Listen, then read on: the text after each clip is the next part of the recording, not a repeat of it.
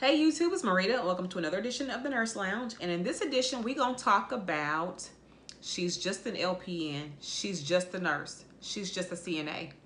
How do you feel about those statements? You want to see how I feel? Stay tuned.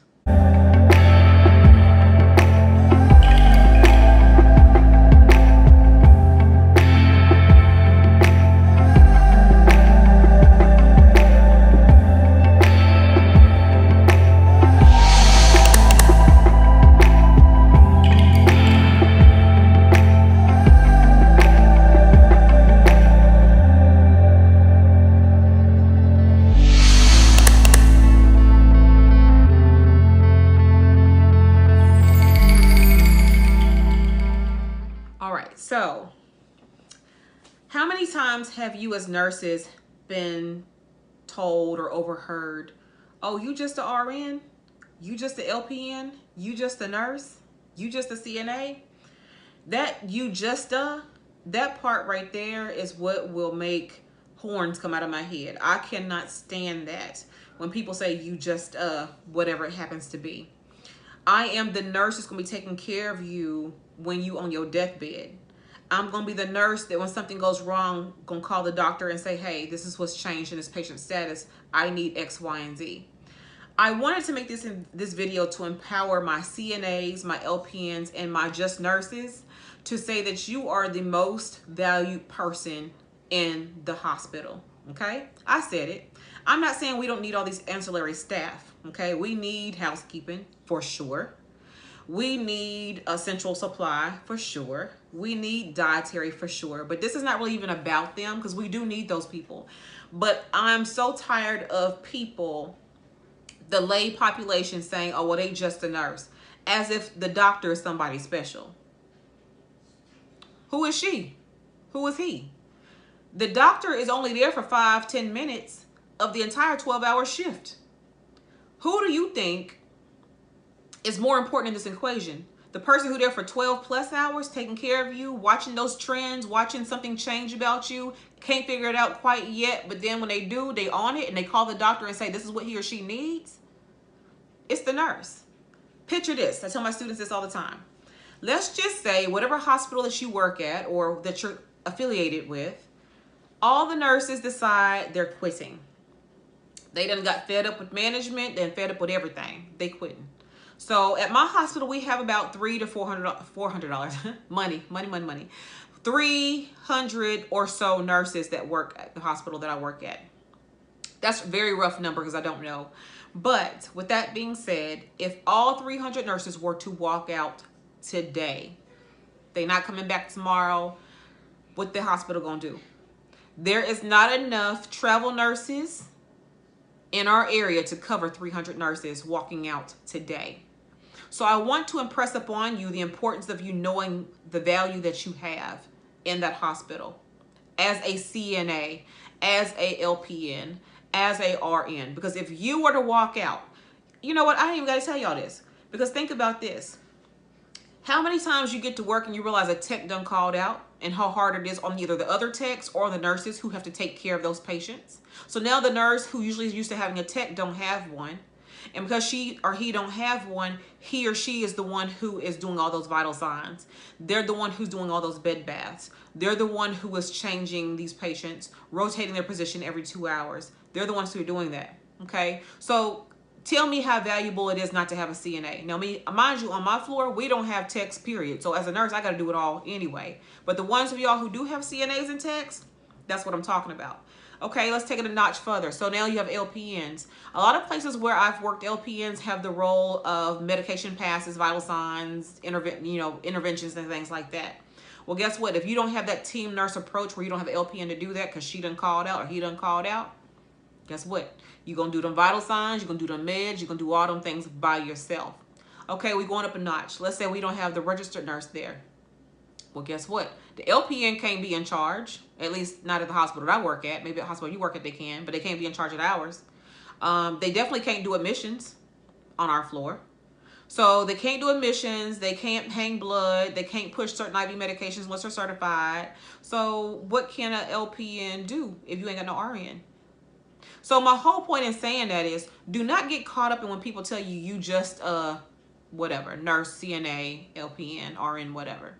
Because you are the MVP of that facility, period. You need to demand the respect that you should give. Now, I'm not saying be unprofessional, so don't go in there acting a fool. I'm saying be professional, but at the same time, you're not just a anything, because you are the registered nurse, you are the LPN, and you are the CNA, and you are what matters in that facility. Because guess what?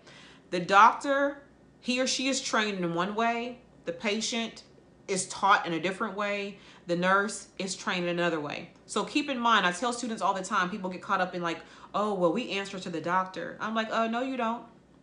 You don't answer to no doctor. If you work in a hospital, this is people who work in a hospital, not clinics. If you work in a hospital, you actually answer to the hospital. Your physician or the physicians on your floor or unit, they have privileges at that hospital. They can lose their privileges like you can lose your job. So you only answer to their orders. You do call them in regards to that, but you answer to your nurse manager. You don't answer to that doctor. He or she is not the one who is above you. Now, mind you, he or she can complain about you if you're not doing your work, and you can get fired from that. But I'm saying he is not the one you answer to, or she's not the one you answer to, unless you're working in a clinic setting, because they're the ones who typically hire you in a clinic setting. So I'm speaking specifically of hospitals. Doctors are trained to treat the symptom. So when it comes to hypertension, as an example, they are trained to treat the hypertension. If you went to a good nursing school, they taught you to treat the patient based on holistic nursing care.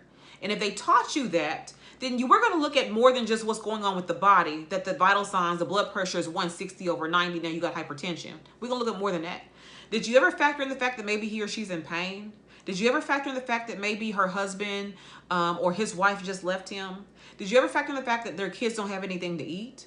Did you ever factor in the fact that he or she just lost their job?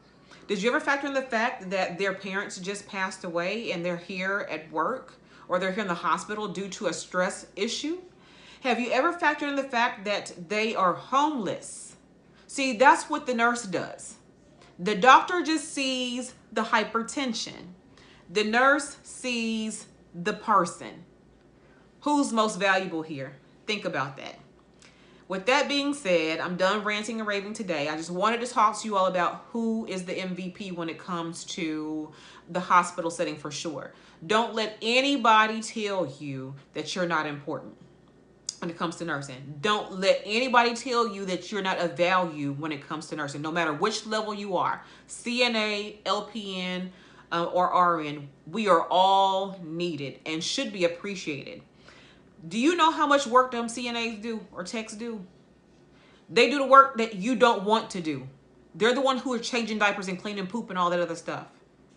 If they didn't do it, you would have to do it. Value them. Your LPNs are helpers to you. They sometimes run the pack. Believe in them. Your RNs are the ones who kind of basically the captain of the ship. He or she runs things in the hospital level. If all the nurses were to walk out, the hospital would have to shut down, because they can't find nobody to replace 300 nurses in my situation. It's going to have to shut down. So if the hospital has to shut down, guess what? That means you're the MVP. Don't let anybody ever tell you or make you feel like that you're not valuable. When I walk into that hospital, I'll walk in there head high, shoulders back, chest out, because I already know I'm the most valuable player here. With my other colleagues, obviously. It's not just about me.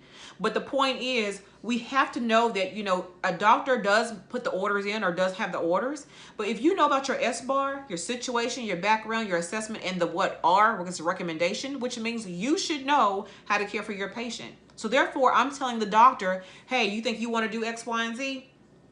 He or she, depending on personality, going to say, yeah, do it, or no, don't do it, or whatever it's going to be. But they depend on you. You're the eyes and ears for that physician when he or she is not there. Again, they're there for 5 minutes. You're there for 12 plus hours. So again, I want to impress upon you, you are the MVP, whether you are the CNA, the LPN, or the RN. You're not just a nurse, you are the nurse, the LPN, and the CNA. And your jobs all have important roles. And we actually all need each other. So we, even within ourselves, need to stop bashing one another as if, oh, you a CNA, so I'm going to disrespect you. No, because if you disrespect him or her, guess what? He or she ain't gonna do the work he's supposed to do for you. They'll go help somebody else, but they're gonna help you because you're the one who acting a fool. Because you think you better than somebody. You not. You a paycheck away from losing it all anyway. As most of us are. So, you know, why are you acting a fool towards them? Because you decided to be an RN and not an LPN, this could be a stepping stone for the LPN to go back to RN school. You never know. We need the LPN as well. The RN, of course, we need everybody. So definitely do not ever make yourself feel like you are nobody because you just whatever. You the best thing happening to that facility. Just remember that. Subscribe, hit the notification bell. Until the next time, I'm out.